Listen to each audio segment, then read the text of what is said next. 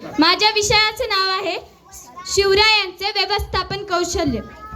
सह्याद्रीच्या छाताडातून नाद भवानी गाते, सह्याद्रीच्या छाताडातून नाद भवानी गाते, काळजात राहती आमच्या रक्तात वाहती राजे। तुफान गरजतो आग ओखतो वाघ मराठी माझा, सन्मान राखतो शान जोखतो तुफान मातीचा राजा। वाघाची चाल गरुडाची नजर, स्त्रियांचा आदर आणि शत्रूंचे मर्दन, असेच असावे मावळ्यांचे वर्तन, हीच दिली छत्रपती शिवरायांनी शिकवण। ताजमहाल जर प्रेमाची निशाणी आहे, ताजमहाल जर प्रेमाची निशाणी आहे, तर शिवनेरी किल्ला एका सिंहाची कहाणी आहे, एका सिंहाची कहाणी आहे।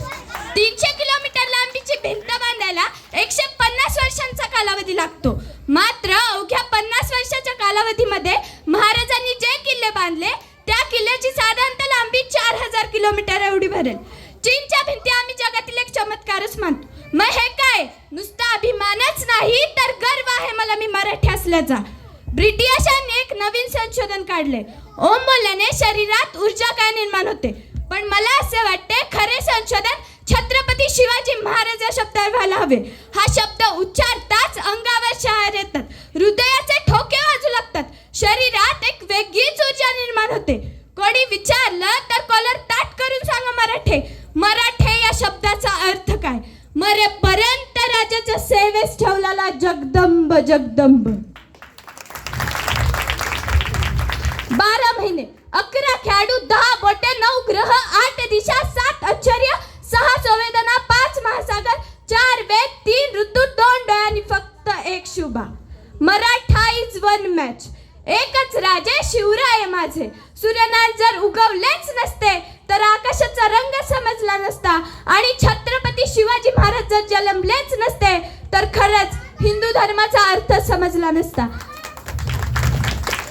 हे हिंदू प्रभु शिवाजी राजे जो पगड़ी पहने तलवार उठाकर घोड़े पर सवार होते, तो झुकते सब अल्लाह के बंदे और बस यही कहते, काश हम भी मराठा होते, काश हम भी मराठा होते। इसवी सन 1660 मध्ये महाराजांचे 7 मराठे लढले आदिलशहाच्या 1500 माणसांबरोबर। त्या 7 दिवट्यांची नावे विसाजी बल्लाळ, दिपोजी राऊतराव, कृष्णाजी भास्कर, विठ्ठल पिलाजी अत्रे, सिद्धी हिलाल आणि सरनोमत कुर्तोजी उर्फ प्रतापराव गुजर। दे हात मराठे वीर दौडले सात, या वीरांना माझा मान समुद्र। शिवरायांच्या जीवनातील एक प्रसंग सांगते। ज्या शाहिस्ते खानाची महाराजांनी बोटे छाटली त्या शाहिस्ते खानाला डायरी लिहायची आवड होती। त्याच्या डायरीचे नाव शाहिस्ते खान बुर्जी असे होते। त्यात त्यांनी महाराजांनी केलेल्या अहिल्याचे प्रकरण नमूद केले होते। त्यात तो आणखी घटना नोंदवतो, महाराज आले तसे तुफान वेगाने लाल महालातून परतले। हळूहळू वातावरण शांत झालं, इतक्यात त्याची एक बहीण त्याच्याकडे धावत धावत आली, बोलली, भाईजान मेरी बेटी लापता है भाईजान। त्यावर आपली बोटे छाटलेला शाहिस्ते खान स्मित हास्य देत म्हणाला, तुझी मुलगी मराठ्यांच्या माणसांनी पळवली नसेल, आणि जर त्यांनी तुझी मुलगी पळवली असेल तर तू बेफिकर राहा, तो शिवाजी पोटच्या लेकी गतीची काळजी घेईल। अरे कोणता हा विश्वास जो शत्रूचाही शिवरायांवर होता, कोणता हा विश्वास जो शत्रूचाही शिवरायांच्या चारित्र्यावर होता। ही गोष्ट सांगण्याचं तात्पर्य एवढंच की आजकालच्या तरुण भारतीय पिढीला महाराजांसारख्या चारित्र्यवान महापुरुषाच्या आदर्शाची खरी गरज आहे। अर्थात ती मुलगी तिथेच एका पिंपात लपून बसली, नंतर ती सापडली महाराजांना माझा मानाचा त्रिवाण। अमेरिकेच्या पोस्टल विद्यापीठात शिवाजी मॅनेजमेंट गुरु हा 100 मार्काचा पेपर घेतला जातो। पाकिस्तानाच्या पाठ्यपुस्तकात आदर्श राजा असा असावा हा छत्रपती शिवाजी राजांचा धडा शिकवला जातो। अनेक देशांमध्ये छत्रपती शिवाजी राजांचा इतिहास अभिमानाने शिकवला जातो, पण आमचं दुर्दैव की आमच्याकडे शिवरायांचाच इतिहास पुसण्याचा प्रयत्न केला जातो।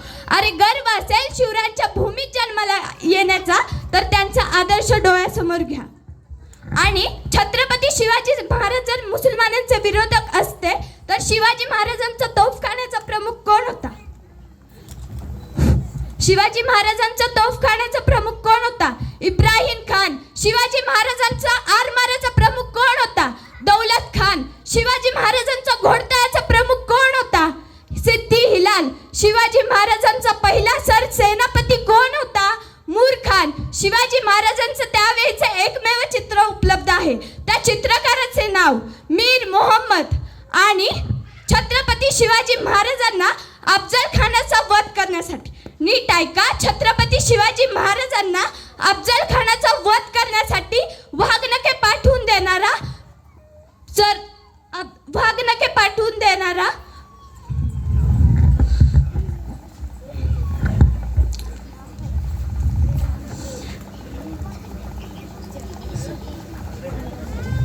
तोही मुसलमान. जर एवढे मुसलमान अधिकारी शिवरायांच्या सैन्यात कामाला असू शकतात तर शिवराय मुसलमानांचे विरोधक असू शकतात का? शेवटी जाता जाता एवढंच बोलते, सागराचं पाणी कधी आटणार नाही, माऊलीची माया कधी मिटणार नाही. एकच जन्म काय, 1000 जन्म घेतले तरी नाथ शिवरायांचा कधी सुटणार नाही, नाथ शिवरायांचा कधी सुटणार नाही. आणि भाषणाचा शेवट इतका जोरदार झाला पाहिजे की घोषणेचा आवाज अजिंक्य ताऱ्याच्या पायथ्याशी गुंजला पाहिजे. बोला श्रीमंत श्री श्री श्री